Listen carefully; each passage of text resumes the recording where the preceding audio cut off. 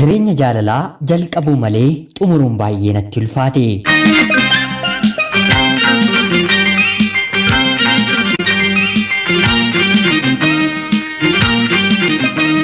Ani maqaan kiyyaa HM jedhama. Kanan dhaladhee guddadhe godina Baalee magaalaa Gobbaa keessattidha. Abbaan kiyyaa ijoollummaa keenyatti dirree waraanaa nu jalaa deeme. Haati kiyyaa baay'ee rakkattee gabaa keessa gurguraa anaa fi obboloota koo guddiste.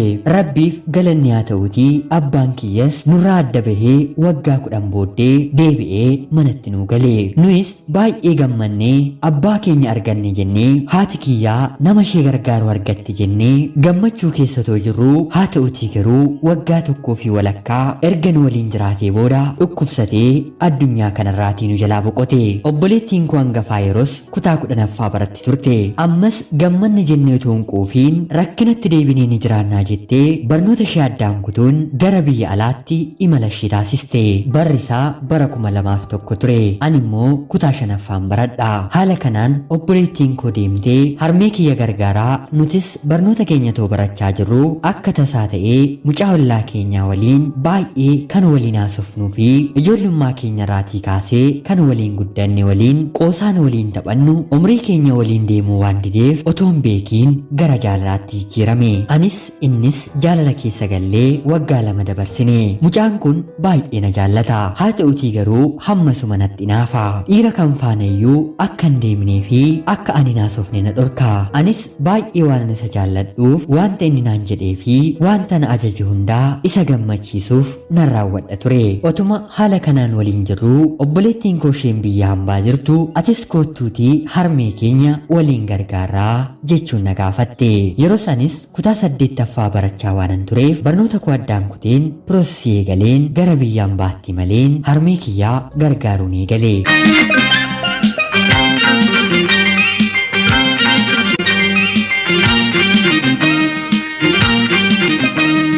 Yeroon deemuuf jedhu kanattis jaalallee kiyya waliin anis kanaan booddee nama gara biraan ilaalu atis kanaan booddee nama biraan ilaalin jennee waadaa waliif galle. Otuu walitti boonyus dirqamaan walirraatii gargar baane. Wanta hafe hundumaas bilbilaan taphanna jennee waliin mari'anne. Haa ta'utii garuu biyya hambaa argan deemee booda manni na gahe xiqqoo ishee ulfaata. Maatii koof ji'a 4tti al takkaan bilbila. Isaaf immoo waggaatti al takkaayyuu sagalee isaan dhaga'u. Haa ta'utii garuu halkaniif guyyaa jiruu koo yeroon hojjedhu waa'ee masaa yaada. Otuma haala kanaan hin jiru sagalee isaa otoo hin dhaga'iin biyya hambaa deemeen waggaa 1 fi ji'a 2 xumure. Turtii kana booddees namni gara biraan dubartiin Fiiliippiinsii hojiidhaan ana bira galte. Mucaan kunis bilbila qabde waan tureef kaardiitti guuchisiifadheen isheen dhuftee torbee otoo hin fixiin jaalallee kiyyaaf hin bilbile. Sagalee koo reefu waan dhaga'uuf hirqinfachuu fi imimmaaniin na waliin haasa'uu dadhabe.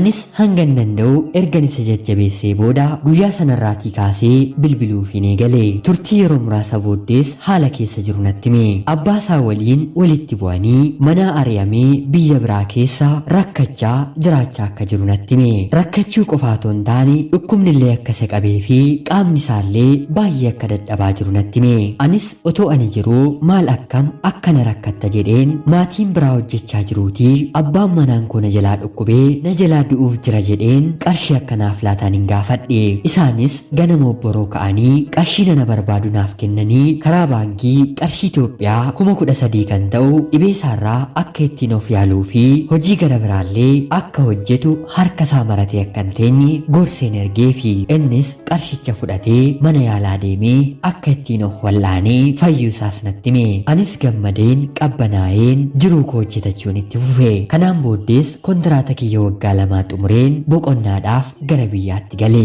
Jaalallee koodhaan yeroon ilaalu harka isaa maratee qarshiin ergeefii sana fixee mana keessa maatii isaa waliin taa'aa jira. Gaafan biyyatti galee argus maaliif akkana taataa maaliif akkas goote jedheen hangan danda'u nan gorse.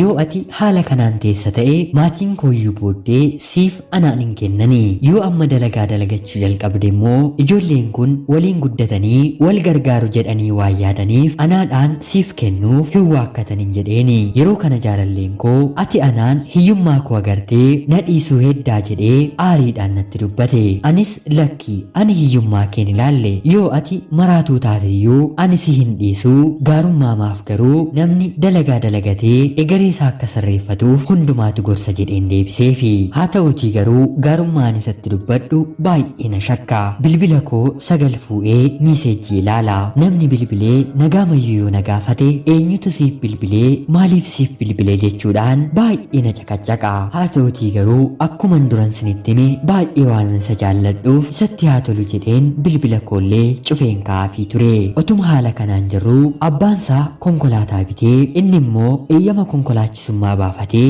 konkolaataa abbaasaa konkolaachisuu eegale. Yeroo hedduus neetworkiin bakka hin jirre gara gammoojjii waan deemuuf fayyaansaa baay'ee na sodaachisa. Yeroo deemeera naan jedhu otoo naaf hin bilbiliin guyya tokko bulu waanuma ajjeesanii boolla keessa kaa'aniiru faanatti fakkaata. Baay'een isa yaada. Hammanni gahee deebi'utti obsa tokko illee hin qabuufi. Otuma haala kanaan jiruu isaa dalagachaa jiru guyyaa tokko bilbila ani saawudiitii fidadhe na jalaa fuudhee deemee konkolaataa keessaa jalaa fudhatanii. Akka ani hin beekneefis magaalaa Finfinnee deemee bilbiluma isa fakkaatu fideenaaf kenne. Anis haala bilbilichaa laaleen yeroon shakkiisa gaafadhu akka jalaa fudhatame dhugaa sanatti hime. Anis hodhu anuun barbaadu yoo badee kan koo jechuun kan keedha. Lubbuun kooyyuu otoo si harkatti baddee ani sin gaafadhu namni si gaafatu sin jiru ani kan hin barbaadu fayyaa akkanaaf taatu duwwaadha jechuudhaan bilbila sanan deebiseefi. Bakka gammachuusaa fi bakka gaddasaas waliin hin dhaabbadha ture.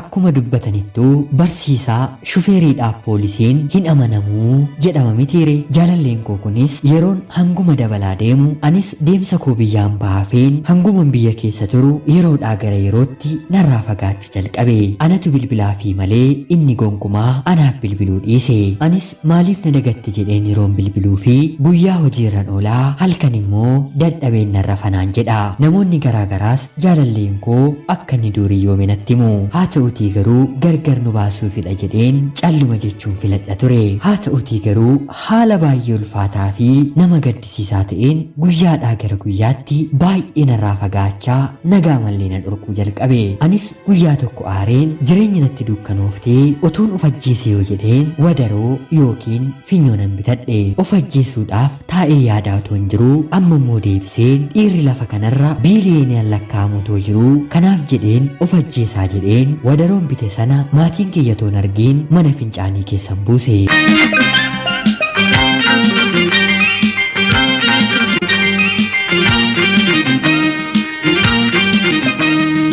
Rabbiif galanni haa ta'uutii diinni kannaaf karoorse karaatti jalaa hafe. Kanaan booddees maaliif deebi'een biyya hambaa koon deemu jedheen magaalaa Finfinnee deemeen piroosesiin eegale. Kanaan booddees viizaan kiyya yeroo dhufu jaalallee kiyyaatiin gara biyya hambaatti deebi'ee imaluufidha jechuun isatti hime. Innis bakkuma duraa moo bakka gara biraadha jedhee yeroo na gaafatu bakki duraa karaan cufameera bakka gara biraan deema jedheen jaalallee kiyyatti hime. Yeroo kana innis bakka duraa yoo ni deemta ta'e malee bakka gara biraa deemta taanaan yookiin ammuma ifaa qabadheen of ajjeesaa yookaan immoo konkolaataa kanaan qileetti ishee qabeen lubbuu koon balleessaa deebi'ii naan jedhe. Yeroo sanatti piroosesii kana hundumaa fixuuf qarshii 17,000 natti fixee waan tureef kana hundumaa kisaaruu koorra jedheen lakkii bakkuma duraadhaan jedheeni hangan danda'us isan amansiise. Kanaan booddees gara biyya alaatti erganii malee booda bakka gara biraa Dubaay akka ta'e obboleessa koorraa dhagaye. Kanaan booddees lakkoofsa bilbilaa koo sarraa fudhatee galgaluma sana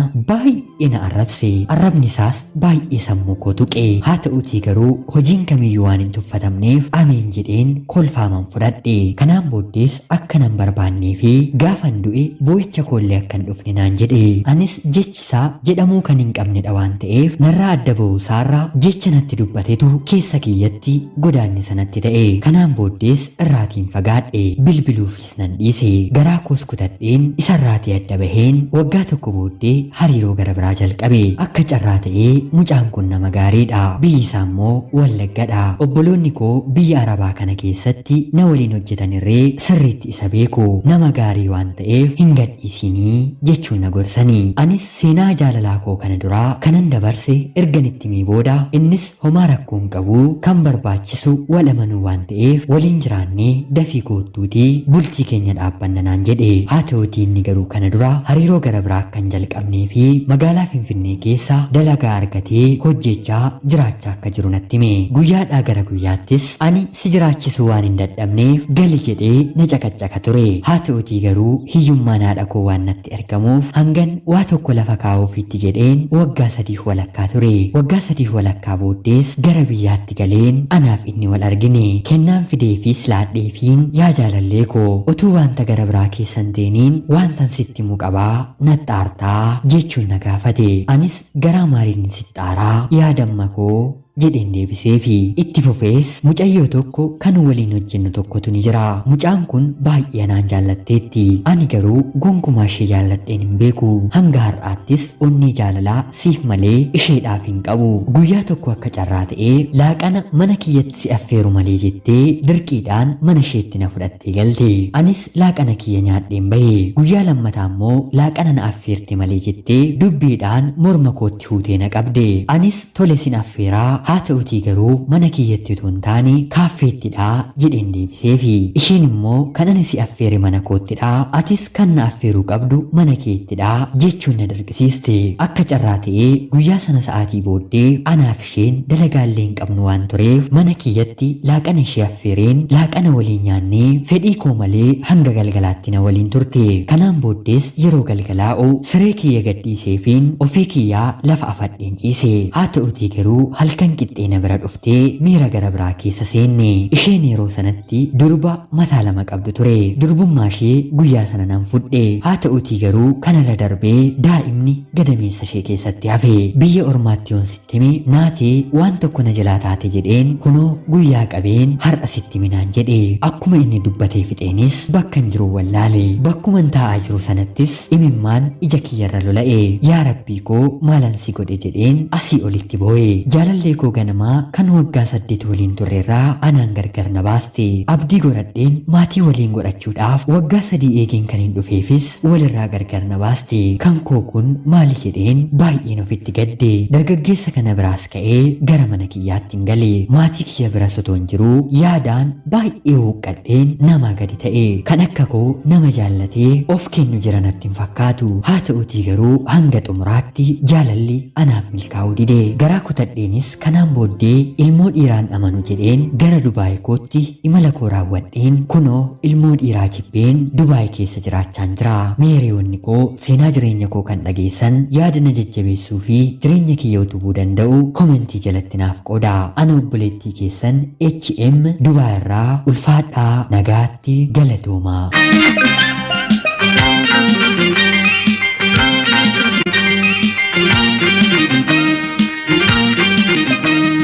Yooyyaa shamaa akkam jirtuu kabajamtootaaf hordoftoota qophii Oromiyaa 24. Nagaaf jaalalli tokkummaan bakka jirtan hundaatti hunda keessanii fi haata'ichaa yaarraa xalayaa obboleettiin keenyi HM Dubaay irraa nuuf ergite isiniif dubbiseen hin ka'a. Akka isin irraa barattanii hubannoo cimaa irraa argattan homaa shakkii tokkollee hin qabu. Obboleettii keenya ergaa keenuuf qooduu keetiif guddaa galatoomi jechuun barbaada. Kabajamtootaaf hordoftoonni qophii Oromiyaa 24 yaada jajjabinaa obboleettii keenya jiruu ishee gara fuulduraa utubuu danda'uu fi kanaan booddee yoo maal goote ilmoo dhiiraa amantee waliin jiraachuu akka dandeessu yaada akka qooddanii fi kabajaan isiniin gaafadha. Seenaawwan gurguddoo akkasiitiin obboloonni keenyi hedduun biyya hambaa keessa dhokatanii jiraachaa akka jiran homaa eenyumaafiyyuu gaaffii nutti hin ta'u. Yaadni jajjabinaa isin qooddanii fi obboloota keenya kanaafillee jajjabina waan ta'uuf namoota tokkoof jireenyi foddaa tokko yeroo cufamu foddaawwan hundumaa kan cufame waan itti fakkaatuuf yaada jajjabinaa akka laattanii fi kabajaan isiniin gaafadha. Anis obboleettii kiyyaatiif yaada dhuunfaa kiyyaa yeroon siif qoodu jireenyi yeroo hundumaa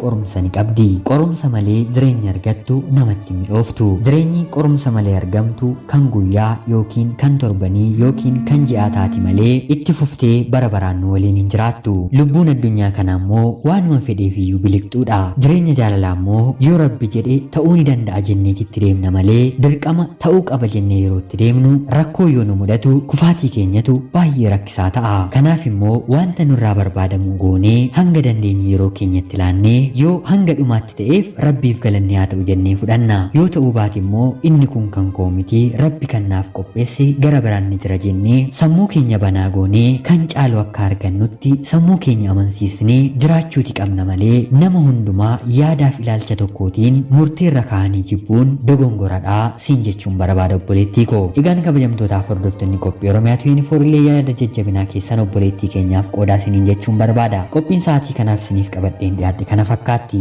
Laayikii fi sheer gochuun akka ni deeggartan kabajaan isin gaafachaa. Akkanumallee namoonni chaanalii keenyaaf haaraa taatan anaa dhufu. Kun Oromiyaa 24 guyyaa guyyaatiin xalayaa jaalalaa fi seenaa jireenyaa nama barsiisuuf bashannansiisuu danda'u isiniif qabattee waan dhiyaattuuf isinillee sabskiraayib gochuun maatii keenya argatatanii booddee xalayaa jaalalaa yookiin seenaa jireenyaa nama barsiisuuf bashannansiisuu danda'u qabaattan karaa teelegiraamii karaa lakkoofsa bilbilaa kiyyaa duwwaa 937 barreeffamaan naaf ergitanii irratti hirmaachuu hin dandeessu. Hanga yoonaatti illee waan na dhaggeeffachaa turtaniitiif guddaa galatoomaa isiniin jechaa qopheessuuf qindeessuun isinii waliin kanan ture ani gammachiista shoomeeti. Qophii gara biraatiin sa'aatii booddee hanga walitti deebinutti bakka jirtan maraan turtii gaarii.